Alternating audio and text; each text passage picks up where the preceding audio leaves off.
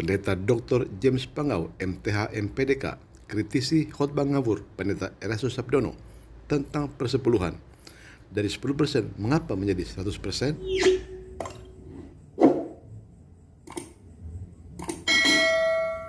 Haleluya.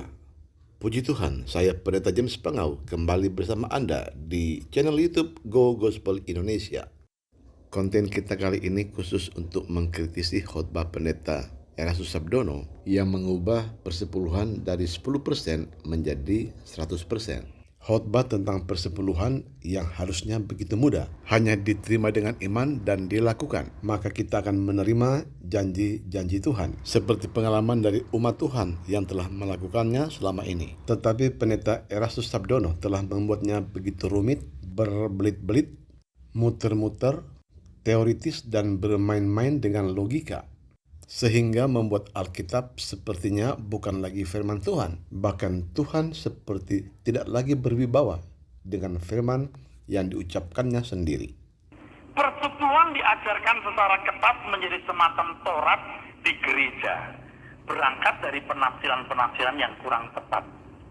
Penafsiran yang tidak memperhatikan berbagai aspek berkaitan dengan hal tersebut.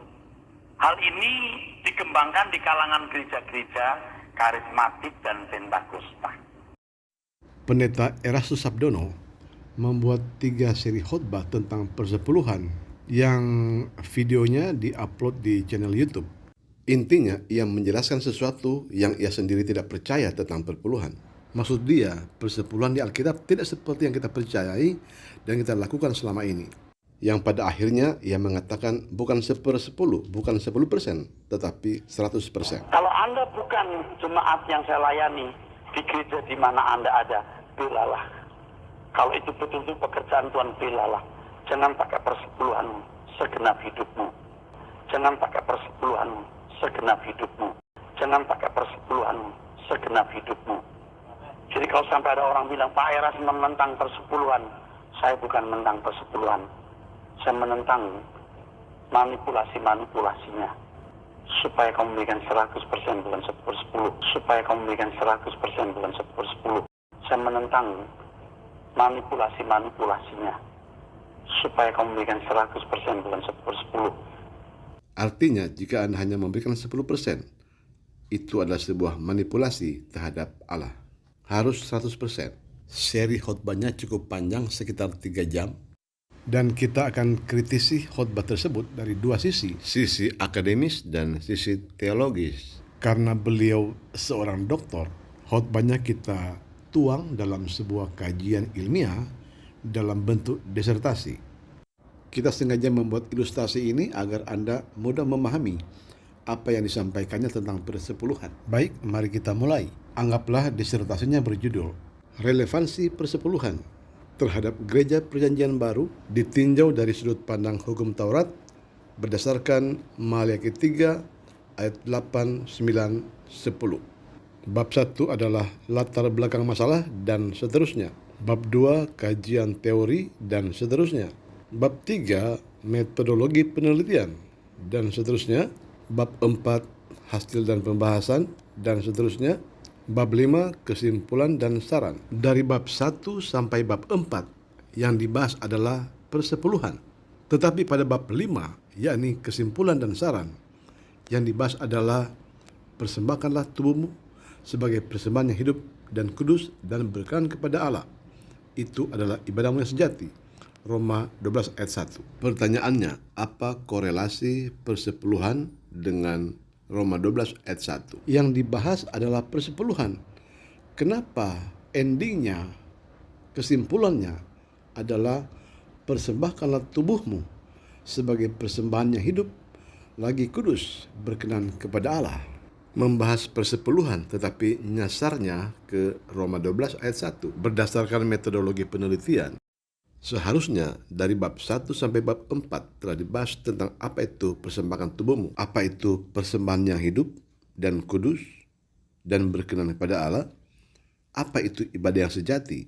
Bukan membahas bab 1, bab 2, bab 3, bab 4 tentang persepuluhan, tapi pada bab 5, persembahkanlah tubuhmu. Ini sebuah karya ilmiah yang gagal. Itu kalau dikritisi dari sudut pandang penulisan ilmiah. Kalau dikaitkan dengan Roma 12 ayat 1 dan 2, demi kemurahan Allah aku menasihatkan kamu, persembahkan tubuhmu sebagai korban yang hidup dan kudus dan berkenan. Demi kemurahan Allah artinya aku sudah berkemurahan, berangkat dari kemurahanku, berangkat aku sudah baik, beri persembahan. Bukan begini, beri persembahan aku akan memberkati kamu. Ya enggak gitu, salah bener itu. Ya, mari kita perhatikan. Jadi karena kemurahan Allah, kita harus memberi persembahan. Padahal esensi dari ayat ini berbicara tentang persembahkan tubuhmu sebagai persembahan yang hidup. Ayat ini sama sekali tidak berbicara tentang persembahan materi, tentang persepuluhan, 10% atau 100%. Ini bukan penafsiran yang dangkal, tapi salah dan mengada-ada, atau sangat dipaksakan. Apalagi dalam catatan akhir ditulis, bukan 1/10, tetapi 100%. Metodologi penelitiannya soal persepuluhan, kenapa ujung-ujungnya persembahkanlah tubuhmu. Kita tidak menemukan di mana relevansinya antara persepuluhan dengan persembahkanlah tubuhmu. Ini kita baru mengkritisi dari sudut pandang karya ilmiah. Sekarang kita akan lihat dari sudut pandang teologisnya. Karena ini berisikan firman Tuhan atau ayat-ayat Alkitab. Jadi kita akan lihat sisi hermeneutikanya atau cara ia menafsirkan ayat firman Tuhan. Mari kita lihat kembali kesimpulannya dalam Roma 12 ayat 1. Karena itu saudara, demi kemurahan Allah, aku menasihatkan kamu supaya kamu mempersembahkan tubuhmu sebagai persembahan yang hidup, yang kudus dan yang berkenan kepada Allah. Itu adalah ibadahmu yang sejati. Karena ini dihubungkan dengan persepuluhan, maka ia menafsirkan bahwa mempersembahkan tubuhmu itu termasuk di dalamnya adalah harta atau uang kita. Sah-sah saja pendeta Erastus membuat penafsiran seperti itu. Tetapi perlu diketahui bahwa Roma 12 ayat 1 sama sekali tidak berbicara tentang persepuluhan, persembahan materi, harta, atau uang. Roma 12 ayat 1 berbicara tentang moralitas. Karena dalam ayat 2 dikatakan, janganlah kamu menjadi serupa dengan dunia ini, tetapi berubahlah oleh pembaharuan budimu, sehingga kamu dapat membedakan manakah kehendak Allah, apa yang baik, yang berkenan kepada Allah, dan yang sempurna. Ini soal moral, pertobatan dan lahir baru, bukan soal persepuluhan. Artinya, waktu kita belum mengenal Kristus, hidup kita serupa dengan dunia, karena kita hidup secara duniawi. Tetapi waktu kita mengenal Kristus, hidup kita harus menjadi serupa dengan Kristus. Itu maksud dari Roma 12 ayat 1 dan 2. Tetapi kalau mau dipaksakan penafsirannya kepada persembahan 100%, jangan pakai ayat ini. Tetapi pakailah Kejadian pasal 22 ayat 1 dan 2, di mana Allah meminta lebih daripada harta kepada Abraham, yakni anaknya Ishak.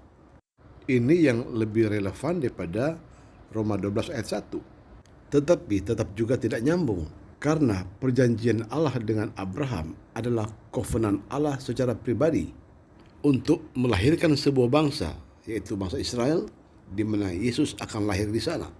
Tetapi baiklah, kita ikuti saja kemana arah berpikirnya pendeta Erastus. Secara halus, ia menafsirkan bahwa persembahkanlah tubuhmu sebagai persembahan yang hidup, itu termasuk di dalamnya harta atau uang yang harus dipersembahkan 100%.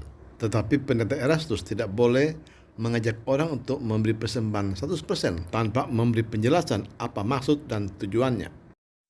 Karena menurutnya 1/10 terlalu kecil, harus 100%. Tetapi bagaimana mekanismenya, pengaturannya, alokasinya, pengelolaannya, itu yang tidak dijelaskan oleh pendeta Erastus Sabdono. Dan kita bisa bayangkan bagaimana rumitnya mengelola keuangan yang 100% seperti ini. Yang 1/10 saja sudah rumit, apalagi 100%. Meminta 100% tanpa penjelasan yang rinci. Untuk apa? Mengapa? Bagaimana? Dan kemana pengalokasian dana tersebut tanpa penjelasan akan membuat ini sebuah materi yang rancu. Dan jika ini didengar oleh seorang perbankan, Dia mungkin akan kaget karena seorang pendeta berpikir seperti seorang bisnismen. Jadi, baik diuji secara ilmiah maupun teologis, disertasi tersebut tidak dapat dipertanggungjawabkan kebenarannya. Lalu, bagaimana seharusnya? Camkan bahwa Allah tidak pernah meminta 100% kepada kita. Sekali lagi, Tuhan tidak pernah meminta 100% kepada supaya umat. kamu berikan 100% bukan 10%. Supaya kamu berikan 100% bukan 10%. Supaya kamu berikan 100% bukan 10%. Tolong berkati. Amin. Yang bisa memberikan 100% hanyalah Bapa di sorga.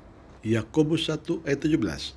Setiap pemberian yang baik dan setiap anugerah yang sempurna datangnya dari atas, diturunkan dari Bapa segala terang. Padanya tidak ada perubahan atau bayangan karena pertukaran. Yohanes 3 ayat 16. Karena begitu besar kasih Allah akan dunia ini, sehingga ia telah mengaruniakan anaknya yang tunggal, supaya setiap orang yang percaya kepadanya tidak binasa, melainkan beroleh hidup yang kekal. Itu adalah pemberian Allah yang terbesar kepada manusia. 100% itu adalah bagian Allah, sedangkan kita hanya 10%. Karena kita tidak bisa menyamai Allah dalam hal memberi. Makanya kita perlu kembali pada Alkitab, yaitu 10/10.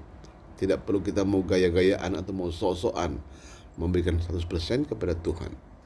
Karena baik secara tersurat maupun tersirat, hal itu tidak ada di Alkitab. Bagaimana mungkin 10% dalam Maleakhi 3 ayat 10 menjadi 100% dalam Roma 12 ayat 1? Sedangkan persepuluhan saja masih banyak orang yang lalai, apalagi 100%. Ini bukan penafsiran yang dangkal, tetapi sebuah kesalahan yang fatal dalam menafsir sebuah ayat firman Tuhan.